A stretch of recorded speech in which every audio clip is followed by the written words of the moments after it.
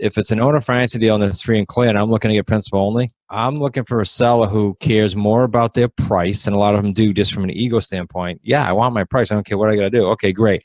So I need X amount of years. Welcome to the Rental Property Owner and Real Estate Investor Podcast, brought to you by the Rental Property Owner Association, providing benefits and services to real estate investors and rental property owners for over 48 years.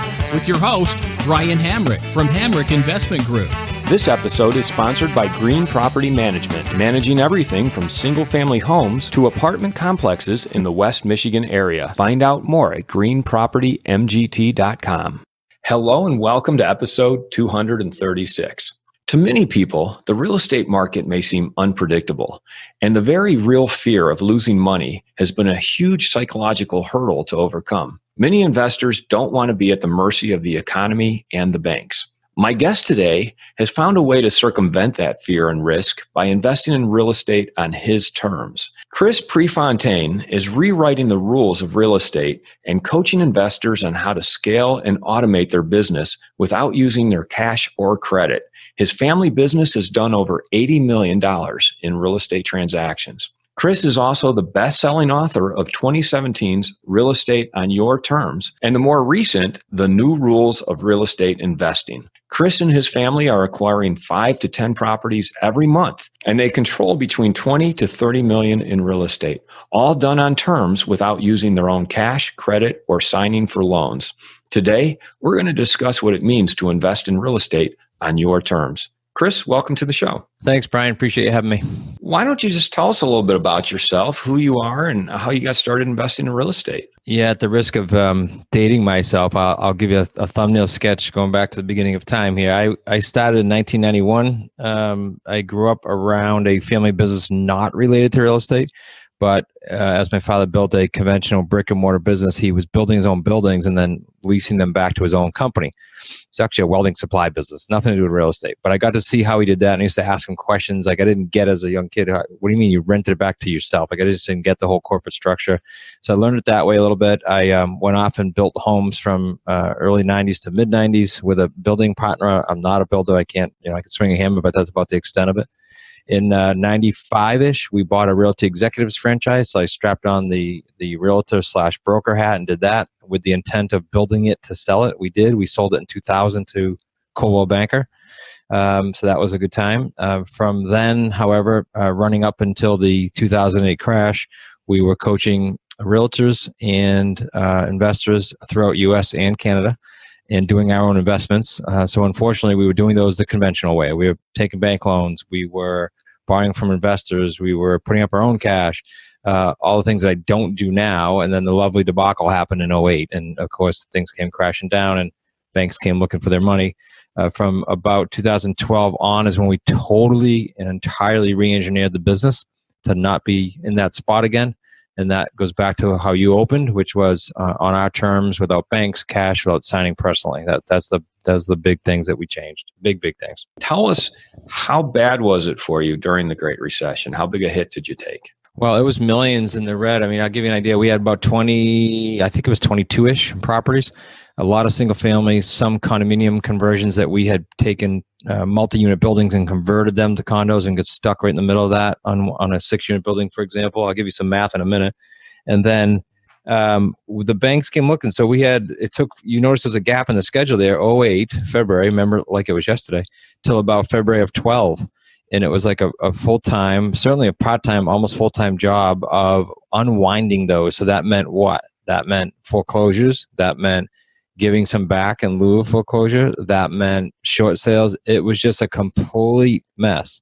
And so that was a 4-year awful time, and millions upside down. I'll give you one example. 6 units, Providence, Rhode Island, 6-unit building converted to condominiums. Usually in those days, you get some paint on, you start doing some flooring, you're flipping these units as condos.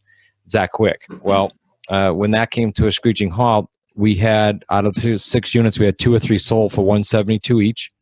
And then after that time, like literally the next month or two, we couldn't sell them for $50,000 if our life depended on it. That's a 2/3 drop.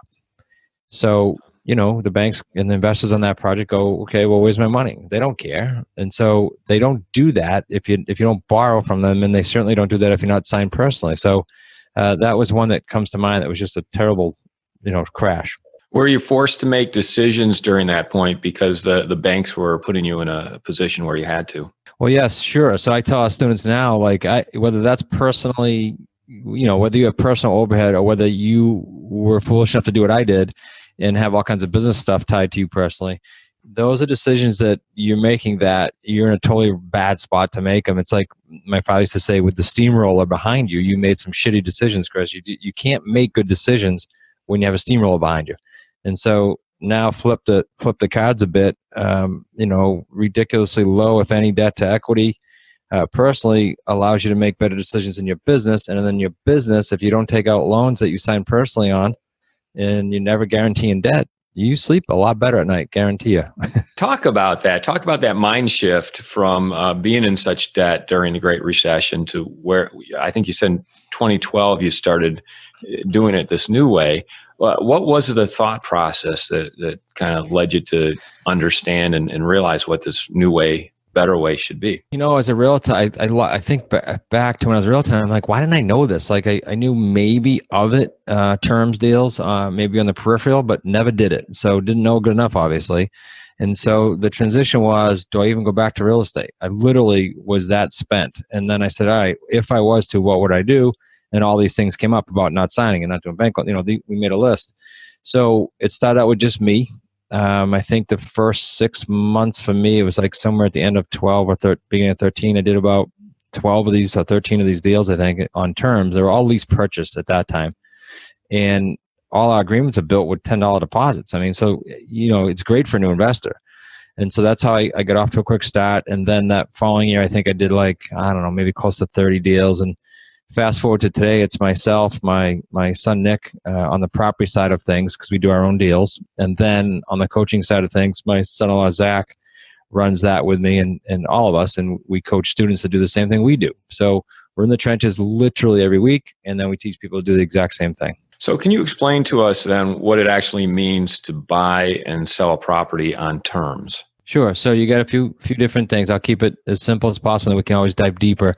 The two main ones would be lease purchase that I alluded to, and I'll give you an example of that. And the second one is owner financing, but owner financing has all kinds of subcategories. So for us, when I say owner financing, it means I found you, Brian, you're a seller, and you are free and clear. You have no mortgage.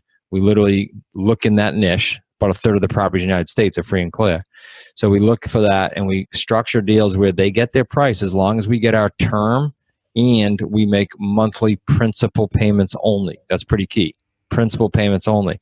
So that's putting you in a great position, as good as possible, to get into that kind of recession resistant mode. I'll never say recession proof, but I don't think there's such a thing, but recession resistant, where you're mitigating all, if not a lot, if not all of your risk.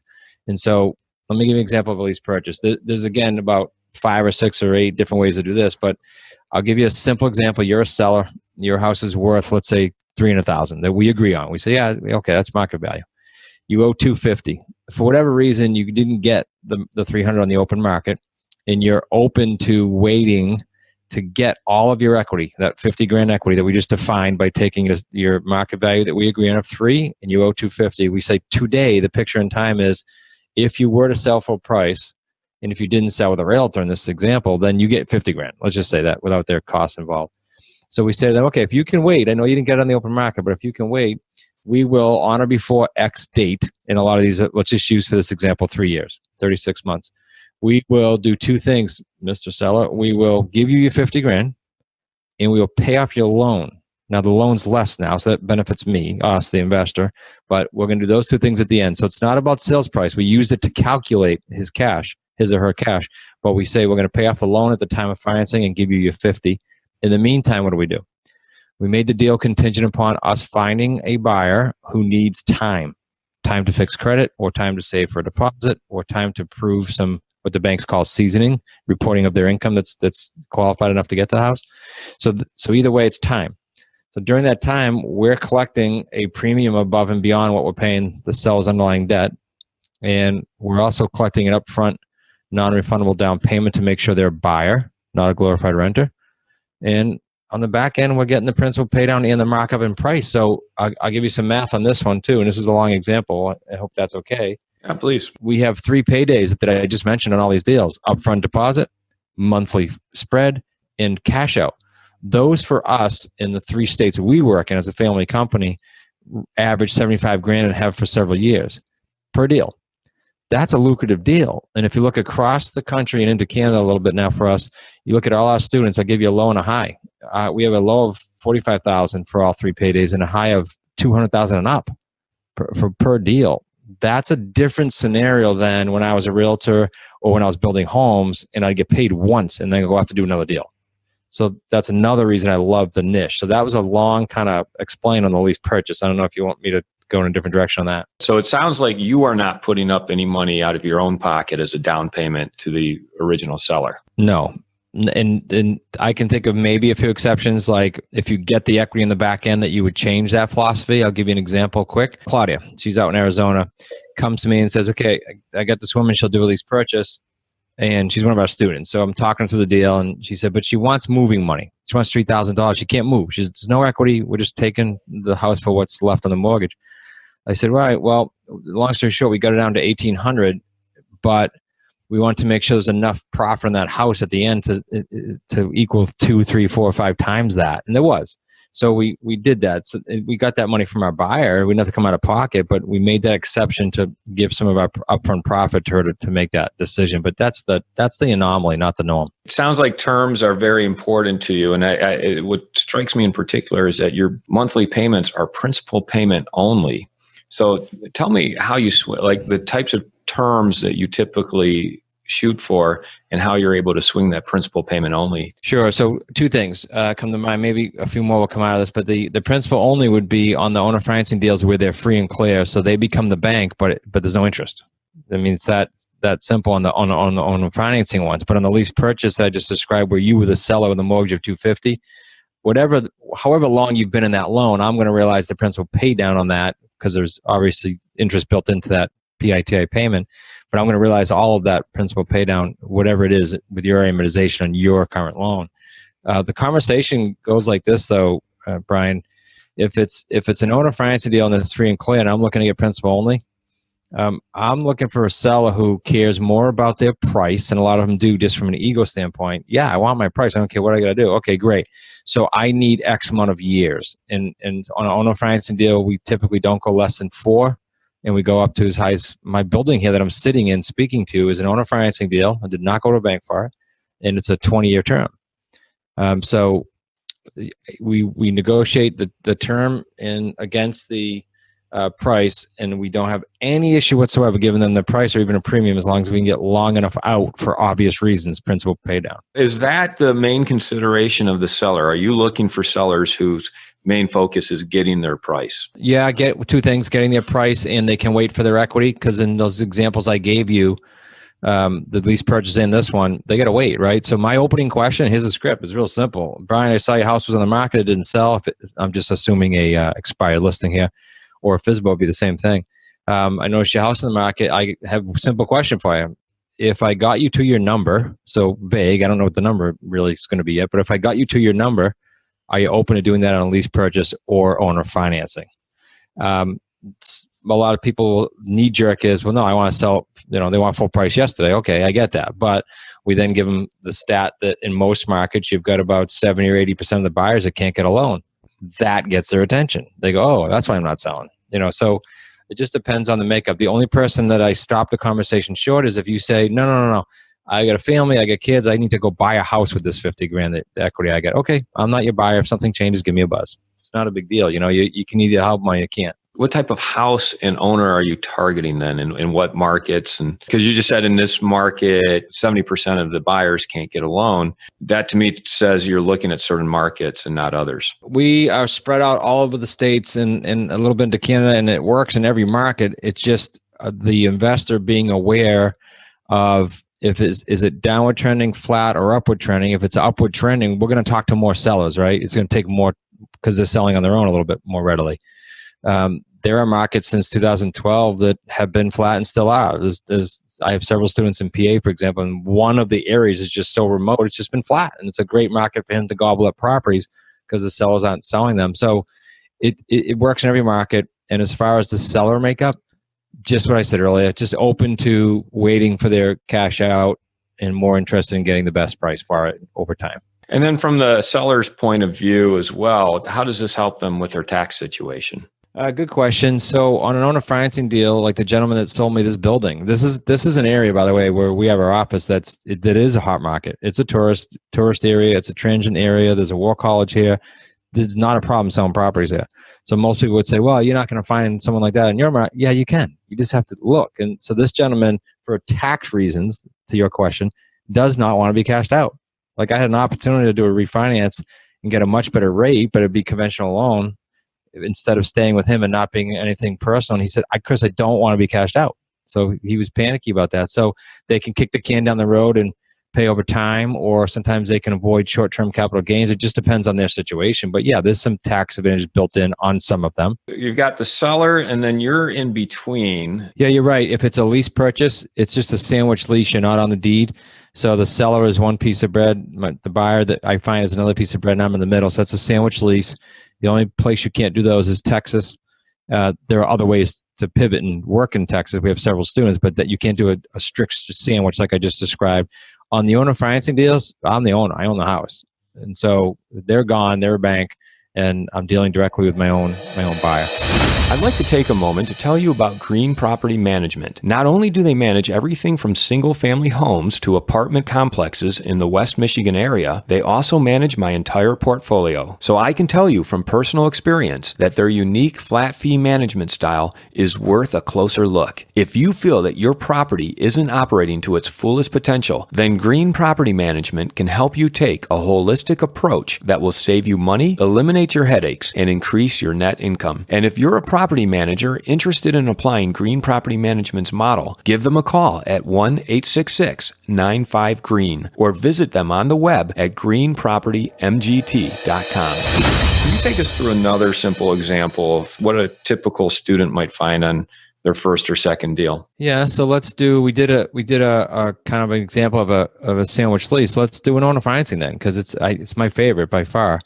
So I'll give you an exact deal, and this one starts off basic and then gets even better, then we can stop at any point. But somewhere around 2014, we started, I might be off a year or so, but the years will make sense in a minute. We found a house that was on the market. I think it was on the market for $219. The two brothers had an estate they were trying to liquidate for dad, and it was another property. And they ended up saying, you know what, as most estates do, we just want to sell out and get our money. You know, everybody wants their fingers on the money. But he remembered us, and about 6 months later, he called on his own personal house that was on for the $219.9, I think it was, the realtor didn't sell. And he said, I don't know if you remember me, but this was like a Thursday or a Friday. He said, I'm leaving Monday to South Carolina, and I want you to do that owner financing thing. It's just my wife and I, my brothers weren't interested in the other properties. Long story short, we drive out there the next day, my son and I, we say to him, real simple script, what do you think you would have got, Don, if it sold with the realtor? It didn't, but if you were, what was in your head before? He said, I was hoping to get like $183.9. I don't know where you get that number, but if you back with the realtor fee and some expenses, that's probably what he did. I said, okay, done. We'll give you the $183.9, and we will make monthly principal payments of $923 a month. We closed it electronically in FedEx because he left that Monday, and that deal was written as a 48-month deal. That would have brought us to about 18. The last two Christmas seasons, we do this a lot, another technique. We email and say, hey, I know you got 2-3 years left, depending on where you are on the term. How about if we prepay some principal, give you some Christmas money, okay, behind the scenes, that's what's going on. And it's our principal pay down. But for that, we want you to extend the deal 12 months. So now we get 12 more months of principal pay down. We did that the first year. The second year, they emailed us and said, hey, can you do that again? So now we got a 4-year deal that went 6 years. And then this past year, they reached out and said, are you going to do it again? And I said, I got an idea for you. This was actually my son-in-law's idea. I said, you've got no interest so far. What if you extend it 15 years and we'll give you, I think the number was 4.5 or 5% interest.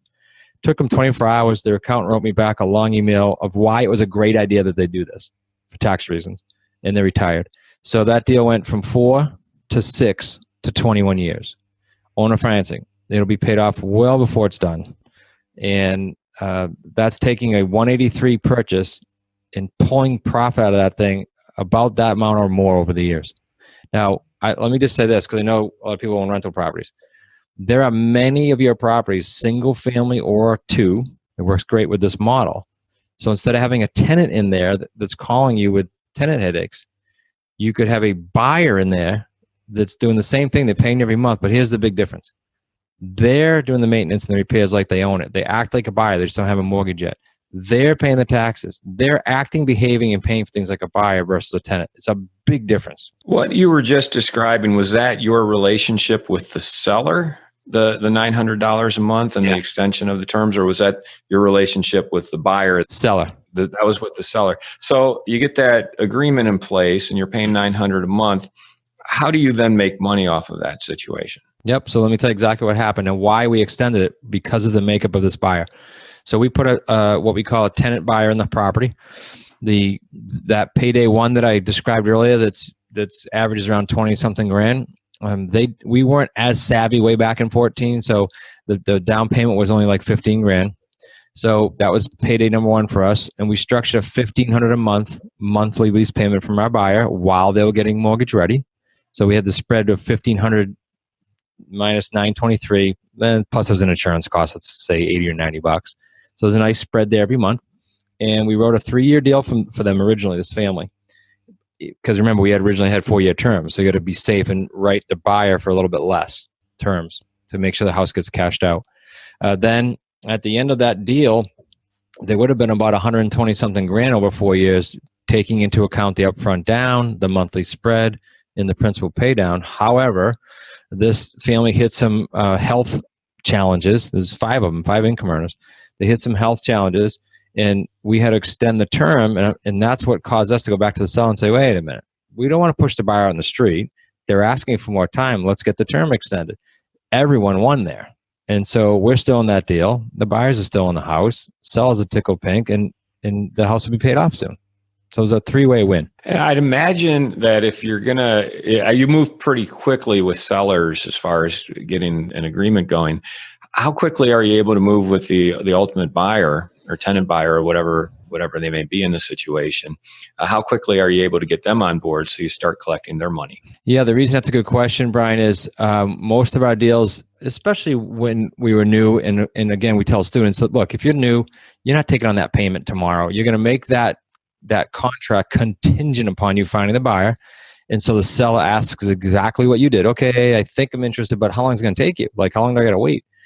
It's anywhere from, I tell them we have a vast list now of tenant buyers that have raised their hand over the years. So I say it's anywhere between, the first weekend. So I say 5 days to 120 days. We're usually averaging as our students somewhere around 70 days. And these are houses that some of them sat on the market with a realtor for a year, believe it or not.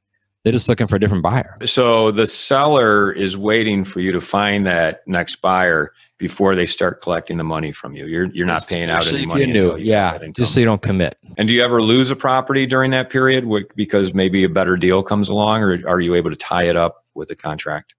No, you're spot on. Some of them just, especially if the student's new and they can't pull a trigger without a buyer, then yeah, I think we sell about 75% or so of the ones we aggressively put under contract.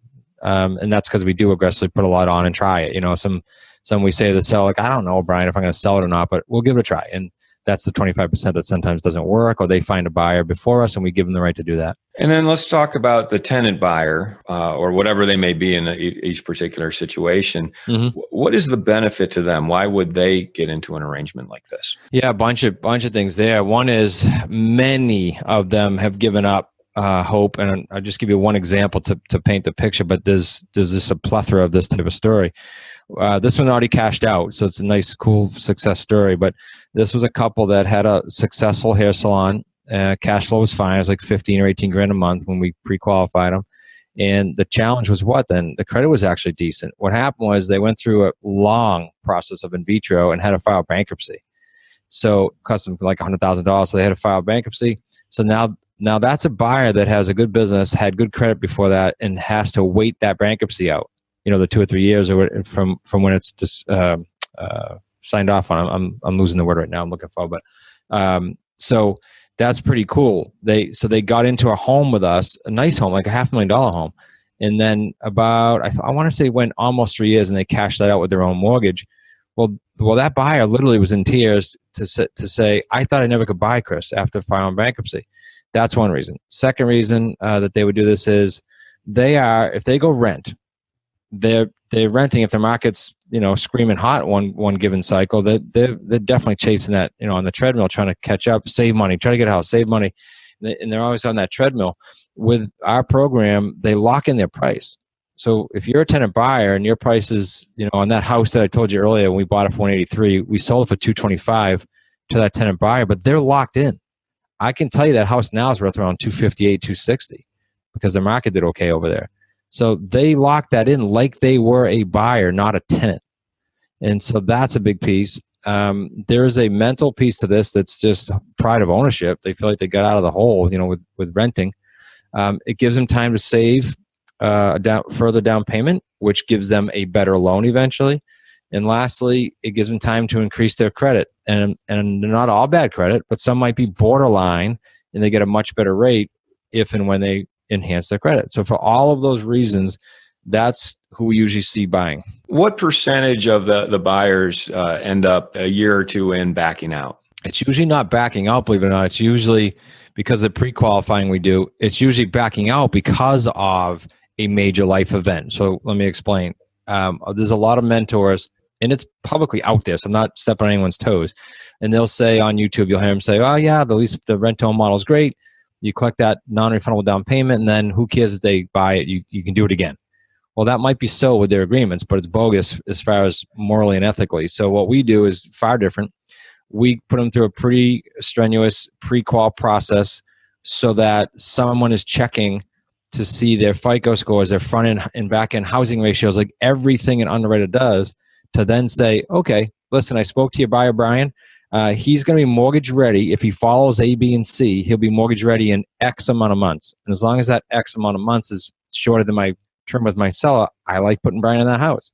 And so we set up to win. Now, what percentage doesn't win despite that plan we gave them in the mortgage readiness plan?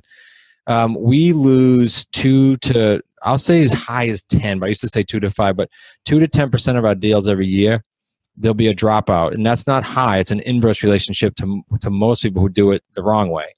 So unfortunately, I've seen divorce, I've seen death, I've seen twice that I can think of, seen 2 engaged couples break up, all kinds of things. Those are all life events, and they literally, many of them in tears going, we just can't do this. We're sorry. Like, they're a buyer. They put up a non-refundable. They were serious. They didn't do that to maybe hope to someday buy. They had a plan to buy. So it's a sad day when that comes, but life happens. Life events happen. So who then is responsible for continuing the payments to the seller if the buyer does have to back out for whatever reason? We definitely are still on the hook for that, and that's why you make sure, and we teach this, on the payday 1 as well as a percentage of the payday 2, which is the monthly spreads, you put it aside. So if you have to make 2 or 3 mortgage payments before you refill that house or resell it conventionally, even if it's the end of the term, you're okay. And I'll give you an extreme example of that. One of our better students, now one of our coaches in California, on his second deal, so kind of a big deal, and he had just gone full-time, left his job, had a payday 1 of like 25 or 30 grand. Okay, good. Tenant buyer gets in the house, pays him like clockwork for only like 4 or 5 months. Then the husband gets in trouble for illegally selling substances out of his garage instead of having a license, and the wife passes away. This is 6 months into the deal. So granted, he got 25 grand up front, or whatever the deposit was, might have been a little higher, but now he has a $2,000 mortgage payment to make while he resells it. He had put aside 8 grand out of the 25. Smart. He had put aside 50% of the monthly spread he got. Smart.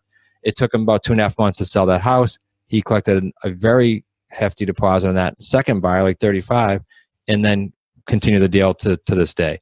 Well, that's just smart business. Now, if he had spent every penny of the 25, that'd be a problem, right? So it's just smart business. I'd imagine one of the worst case scenarios, or the fears that anybody doing this would have, is that not only does that potential buyer back out, but they trash the house and leave you with thousands of dollars in repairs. Have you ever seen that? Yep. I can't tell you that we've never have, even though they put down a big down payment, you're going to have that as well. Like that guy there, that couple, they didn't, but what they did leave him with was a bunch of equipment that he didn't want and couldn't do anything with it.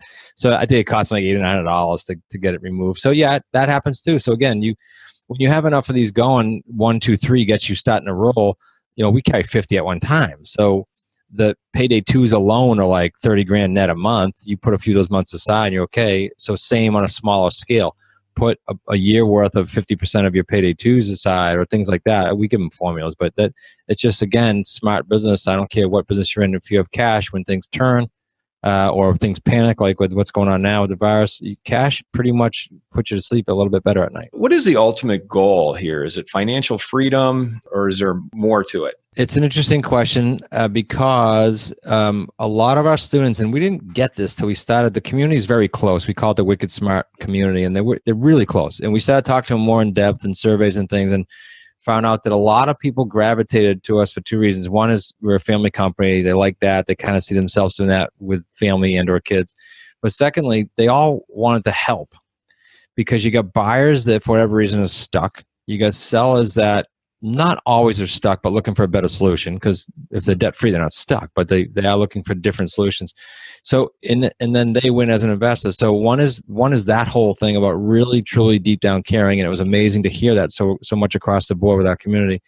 And the second piece is lifestyle, because you look at, I've been in rooms of wholesalers and buy and hold people, and they look at the terms deals at first, like, what the heck is that? But the difference is you're getting paid 3 times. So picture having a dozen of these, forget 50 or 60, just having a dozen of these deals that on a spreadsheet you can adequately and predictably put on paper, here's my payday 1, 2s, and 3s for each deal, and they kind of stagger each other out from 1 to 10 years. Well, that's pretty neat. You amass that kind of profit per deal, take some time off, lifestyle, be able to still, fund your life, independence. So it's a whole different model that's a little bit more towards financial independence and long-term and lifestyle. Because you can tinker with this and do a few deals a year and be okay, a lot of people. And what is some of the feedback from your students? What experiences have they had? We've got a real live stories on our and ratings on our site, but I'll tell you that I've got the ones that want to transfer full time. You're talking about them changing their life, and we've got some of that going on right now. So the gentleman in California I mentioned, and then there's one right here locally in Connecticut that literally hit me on our Slack platform and said, "You guys have changed my life." I mean, he's going from a job that he couldn't stand on a weird shift to full time after doing his third deal as an investor. That's pretty cool, and that's life changing. Other people are just in the community because they love the community, and oh, by the way, I'll do a few deals a year. And some aggressively, I think of someone in DC right now, go after 18, 20 deals their first year. Just do the math on that. That's a huge number when you're talking about 75 and up per deal. So, Chris, how would someone start then? How would they get going on this type of tactic? Yeah, because there's so much noise out there, Brian, in the real estate space. I'm big on free, meaning I want your listeners or anyone who gets a hold of this to be able to say, all right, I get it kind of on the surface, but I want to dig deeper. Good. So for free, what I suggest you do is you can visit YouTube. We do there's over 100 deals there. You can go. We just expose everything. Just go, here's the deals we do. Here's the good, the bad, and the ugly. So you can go there. That's free. You and I were talking earlier. I'm going to give you a link, and they can go get the hard copy, hardcover Amazon best-selling book that we had mailed to you ahead of time. As long as they, when I give you this link, put in there that they heard you and I on your show. That way we know that we have made this offer, because I'm putting my neck out when I do this, and the team loves when I do it. But they can go to free, SRECbook.com. So free, SRECbook.com. And again, just mention your show. We will ship the book out, no charge. It's not going to be, oh, by the way, put your credit card for shipping. No, we're going to pay for the whole thing. You won't put a credit card in. So that's good. And then, okay, so you get past that and you go, all right, well, cool. I get it. I want to go deeper. Or you look enough online, you want to go deeper. We have an online academy. And we'll put it in the show notes, Brian, but we'll put a link in there for them that's special, so they get a nice little discount, and they can go on the online academy at their pace, because we're big about matching effort for effort. That's one of our values. And then they can reach out because we give them crazy good support with that online academy as well. So that's kind of the steps I would take. As we speak today, it's mid-March of 2020, and the coronavirus is ramping up. Whereas a month ago, it was all blue skies. Now people are talking about entering a recession. How does this strategy work in both good times and bad times? Yeah, because I'm not going to say I love what's going on, right? No one does. But here's what we have a mastermind called tonight. And here I literally have notes in front of me. What's going on in our community is, I know what's going on. We have people that travel for work, for example. I'm sure some of your listeners do. Well, they can't control it, but some of those guys might lose their jobs short term and some might lose them long term. I spoke to one of my students yesterday who was hosting a trade show in Vegas, and he said, Chris, there's like no one here. So that's a problem. He's probably going to lose his job.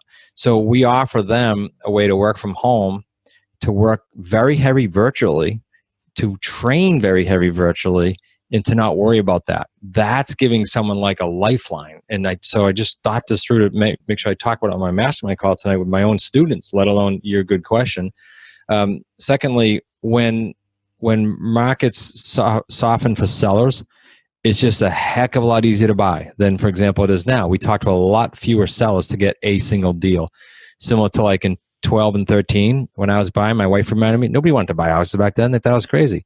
But if you buy them on the right terms, in the right terms for me would be as long as you can get, like 5 to 12 years, you almost don't care about the market cycles. And so I'm not fazed by what's going on as far as real estate goes. In fact, I'm seeing a major surge in the last 10 days of students coming to our program, students requesting free strategy calls, which we offer, students wanting to come to our event, which is in just 3 weeks. I mean, I maybe panicked for a couple of days thinking, where's it going to go? And I'm just amazed at the people that understand they can get their fingers on this and have a way out. Financially, should people be reserving more money now to cover any shortfalls from their tenant buyers? In this model, no, I wouldn't change anything because of what's going on with the virus or with the economy. I would stick to your formula. I'm a big advocate of Mike Michalowicz's Profits First. So we teach he's got a podcast and a book, and we teach our students that type of model so that when a penny comes in the door, or in this case, when 10,000 or 20,000 comes in the door, there are immediately buckets that goes to, and you don't think about it. And then 3, 4, 5, 6 months, 12 months down the road, those buckets are pretty filled up, but you can't deviate. And so we don't tell them to put more down. We just say stick to that system, which is just a discipline to get to that point. I want to wrap up by just asking you about core values. I know that that's important to you and your company and your business. Can you talk about what your core values are and how important they are to your students as well? Sure. The core values are key to us. Before I mention a few of them, because every decision we make, hire, fire, even students. We, in 2019, had to deny 4 or 5 students. I would tell you that probably left on the table for us a couple $100,000 over the years.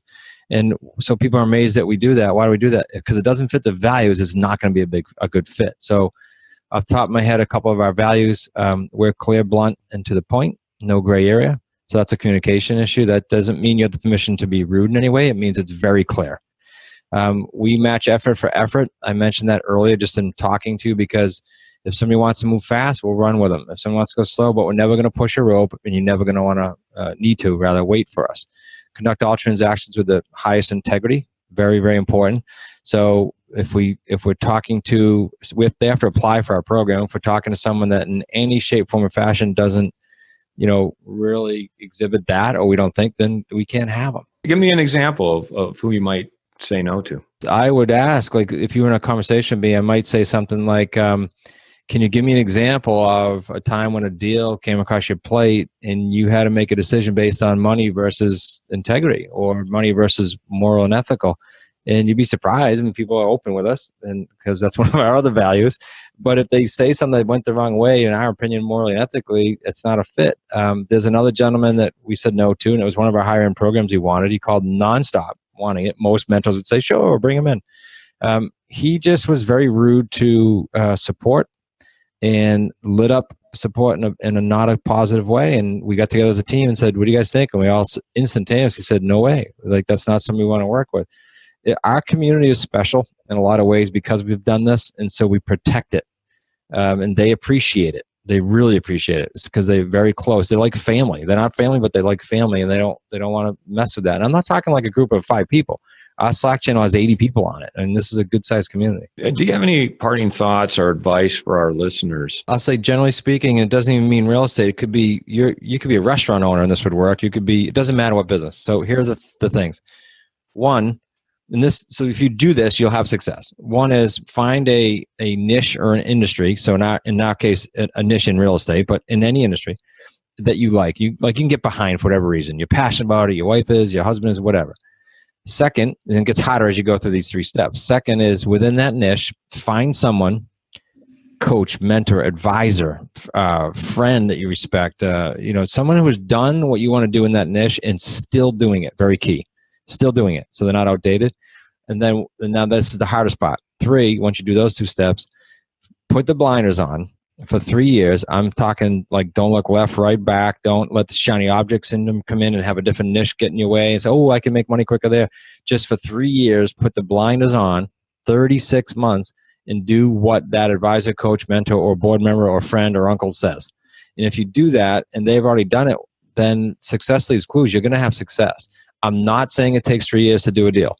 I'm saying if you go in with that mindset, you're going to manage your expectations and have a much better result versus, hey, Chris, I need to do this, and do you think I can do a deal in 30 days or else I can't really, it just won't work. Okay, then you're not a fit because I can't guarantee that. Nobody could. So long answer to your good question, but those would be my parting thoughts for anyone in any industry. And I want to make sure people know that we will have show notes that you can click on to get the free book, Real Estate on Your Terms. The training in the academy, we'll put all those in there for you. As well as the training in the academy.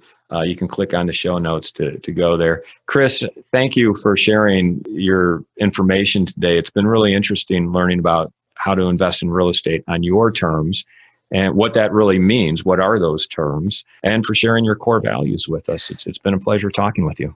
You're very welcome. It was super easy with a great host. I want to thank everybody for listening to this episode. I'm your host, Brian Hamrick from Hamrick Investment Group, and you can find out more about me by going to higinvestor.com. That's higinvestor.com. And you can also ask questions and join us on Facebook by going to RPOA, Rental Property Owner and Real Estate Investor Podcast. This episode was sponsored by Green Property Management, managing everything from single-family homes to apartment complexes in the West Michigan area. Find out more at greenpropertymgt.com. You've been listening to the Rental Property Owner and Real Estate Investor Podcast, brought to you by the Rental Property Owner Association.